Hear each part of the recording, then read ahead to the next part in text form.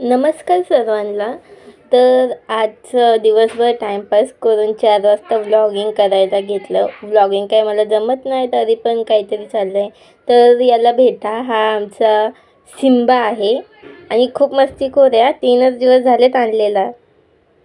इथे मी कपड्यांच्या घड्या मारून घेते आहे आणि हा बघा सिम्बा कशी उडी मारतोय.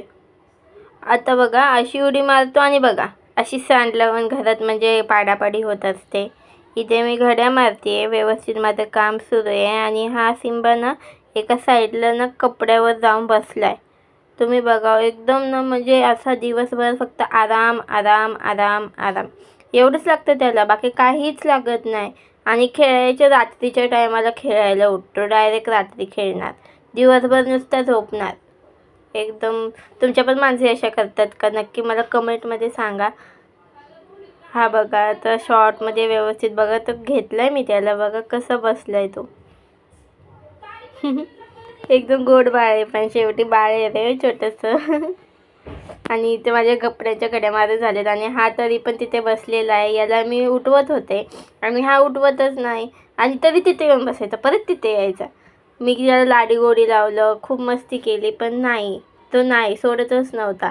आणि मी नंतर घेतलं तर मला बघा कसं चावतो तो. असा चावत होता ना जसं काहीतरी केलं आहे मी, म्हणजे माझ्याशी मला नखं मारले, चावला, बघा कसं चावतं आहे हा, खडूस एकदम छोटं बाळ. आणि आता पेपर जवळ येत आहे तर अभ्यास तर करावाच लागेल ना, तर अभ्यास सुरू आहे आता.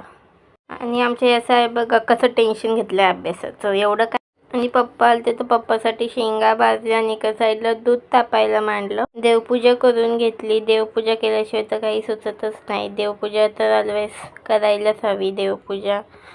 त्यानंतर मग आम्ही भावंड्यासाठी चहा केला. चहा पिलो मस्तपैकी, चहा ओतला.